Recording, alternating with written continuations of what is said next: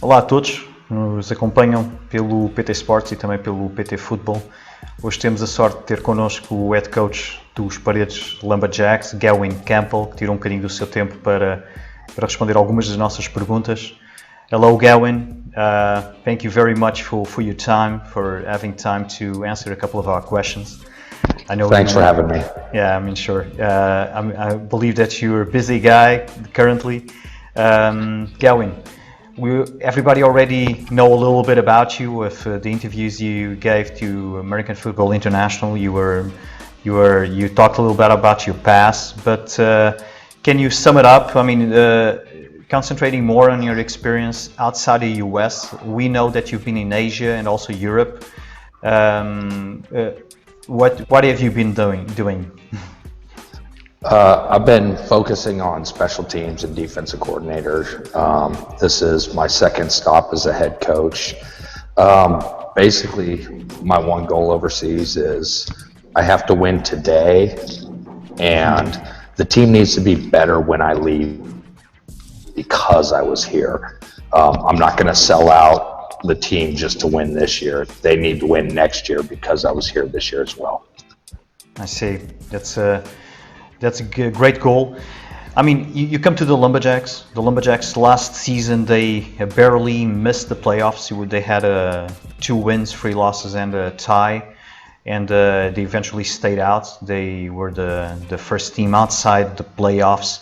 The last winning season from the Lumberjacks was 2016, 4 seasons ago, when they made the playoffs, eventually losing in the semifinals against the Devils, who would become champions that year, the first time they could become champions.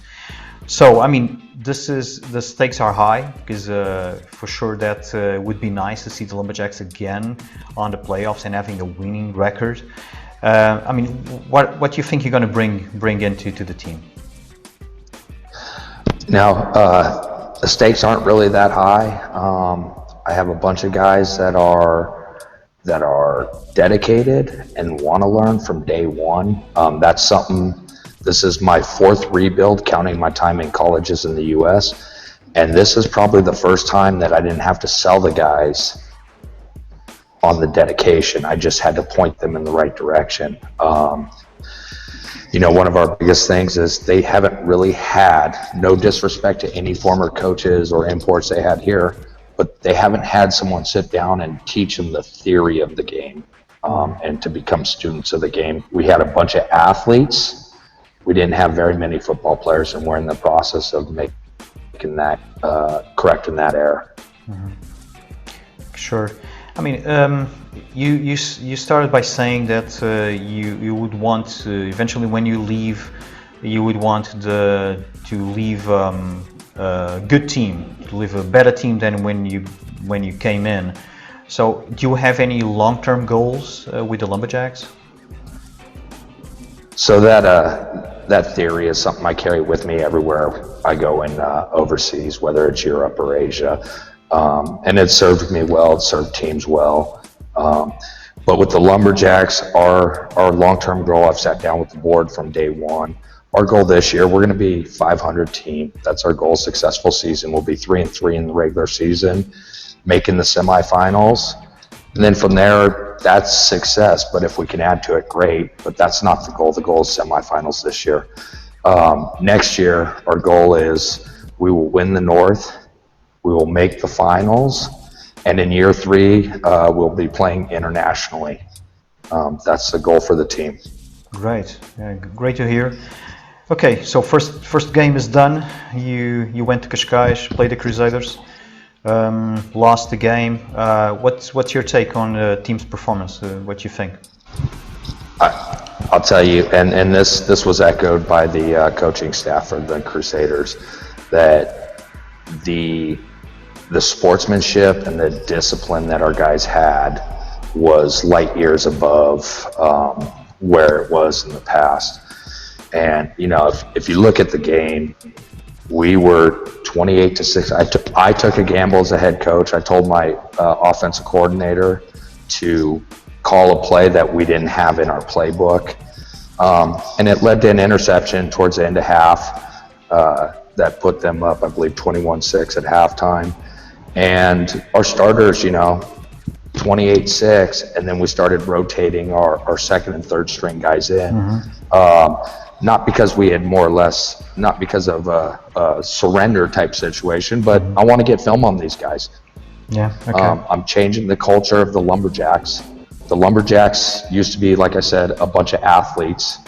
And when I've gone to teams that had relied on a bunch of athletes, sometimes there's some guys with really good knowledge of the game already. And I wanted to get film on everybody to say where we need to improve on not just our starters, but our second and third string guys. Okay. Yeah, what about individual performances? Would you like to highlight someone or? No, I mean, the biggest thing is everybody.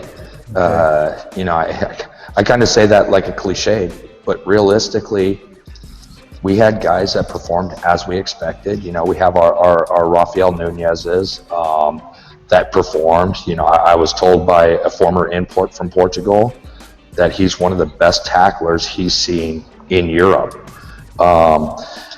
And we got our steady guys. Andre Silva up top on defense was great, but we had a lot of guys that 2 weeks ago when we had an inter squad scrimmage didn't even know the proper steps for our playbook that they had for about a month before that. So just the improvement in the last 2 weeks prior to this game is just everybody on the team had surprised the entire. That was the number one thing the coaching staff told me when I asked for positives and negatives is just how some diamonds in the rough out there. Okay. What about playbook? Did you think you were extensive, or do you kept it simple? What did you? So defensively, I brought in a couple good coordinators, offense and defense, and I kept Luis Nunez on as my special teams coordinator. The one thing I told the guys as I brought them on is you have to run my playbook because I'm here for 3 years. And my goal for my assistants, I want to get them here, give them an opportunity. And I told them all, if they come back to me short of some weird, unique situation where we come into a lot of money, I'm going to try and get them out to bigger and better things. Top 20 teams across Europe are going to want these guys. And I'll bring in new guys. So I told them, you got to run my playbooks. So the defensive playbook I've run my entire time in Europe. And this playbook, anywhere I've ran it, we average giving up something like 14 points a game, and we score 13 points a game on defense. So basically, if we kick a field goal, we win the game type thing on average. And the guys knew it. The guys were on it. Again, it goes back to we don't have a lot of students of the game. Our biggest problem is not the athleticism of football, but it's the knowledge of football, and that's what we're working on. So we'll get better there. Same thing on offense. We're running a very simple offense that dates back to at least the 1960s, and I'll tell you, as a defensive coordinator, I have faced it in Europe on 2 occasions, and it gives you a headache when it's run properly. It came down to we missed one block here and there, and the play kind of fell apart. Special teams, we had fireworks on special teams that just cut and dry. We didn't get the onsides back, but you know what? I guarantee you that Lisbon and Braga and Porto, they're watching film. They're going to have to adjust what they do on special teams. They're not going to add practice time for it, but what they're going to do is they're going to take time away from offense and defense to adjust to what they need to do on special teams, or they're going to pay the consequences. That's the idea of having a 3-dimensional football phase. Okay, very well. Okay, thinking a little bit about your second game. You're hosting the Devils, if I'm not mistaken, on February the 16th. So you have Correct. a couple of weeks At 3 o'clock. Yeah, exactly, 3 o'clock. So you have a couple of weeks to work on the strategy for that game. Can you give us a little bit of a view of what you're doing these 2 weeks? Yeah, I mean, we have a set routine. I obviously don't want to give away the strategy because I hope you have all the American football players and coaches and fans I hope watching they're this. watching. Yeah, sure. So I don't want to give the Devils any more advantage. I mean, they're the defending national champions. So let's not give them any more advantage than what they can get from Phil.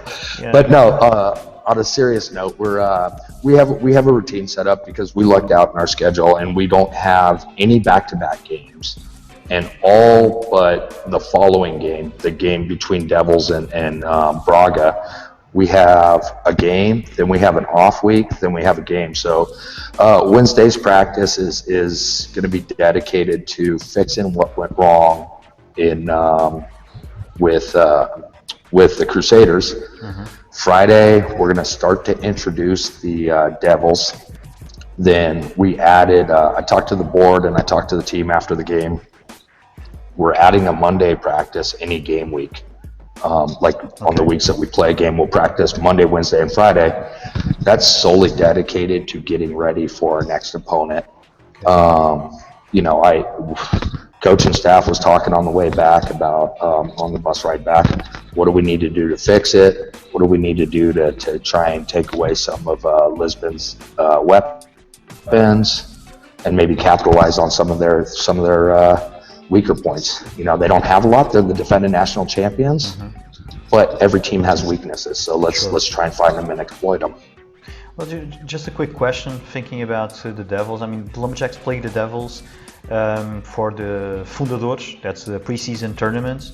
I mean, it's more than 2 months ago. I know you knew here in Portugal, but what your experience and I would like to know your opinion of the time between the preseason games and the actual season to start. Do you think it benefits the teams, the work done with the teams?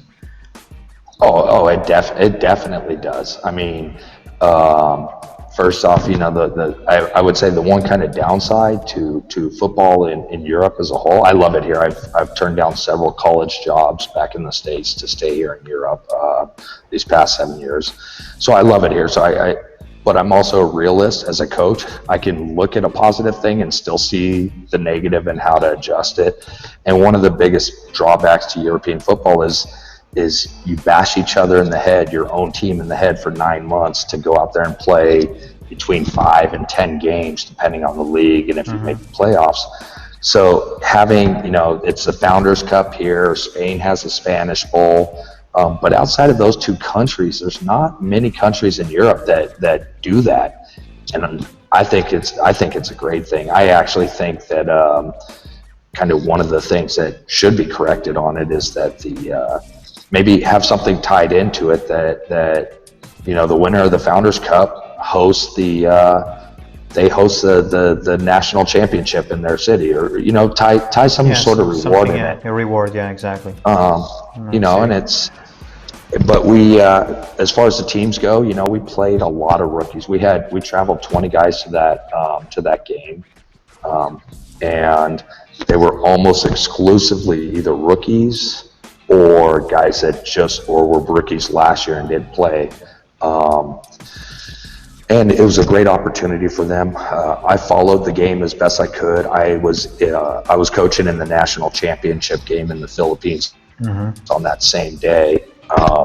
And based on the time difference, I was able to catch some of that game. And, they were playing our defensive playbook or trying to, and I hadn't had a chance to install it. They looked good. They looked like rookies, but I knew I was coming to a team with good effort and good energy. So it excited me, and to see the transformation.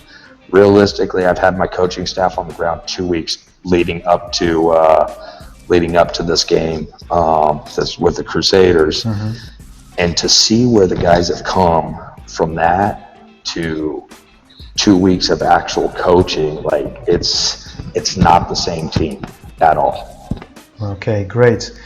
I just have a final question for you, not baseball-wise, but about the country, about living in Paredes or close. I don't know exactly where you're staying. But you're adapting good? Are you enjoying staying here? What do you think about the people and the country? I love it. This is my 14th country I've been in, between the military and football. This is my 14th country I've lived in.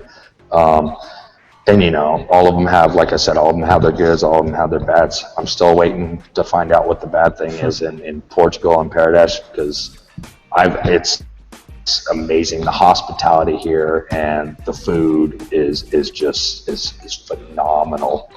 So yeah, no, I'm very happy. I'm very excited that I'm here. I think I chose the right team and the right city and the right country for me to be with this year and for the next couple of years. So.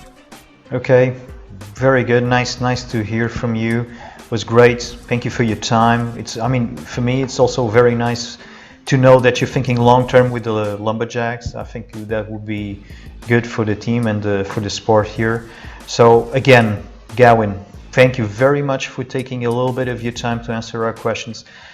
No to problem. finish it up, we just want to wish you the best of luck to you, to your team, to the Lumberjacks and coaching staff, everyone. And I hope you have the season you're expecting. Thank you very much. Fantastic. Thank you very much. Okay, bye-bye. Bye.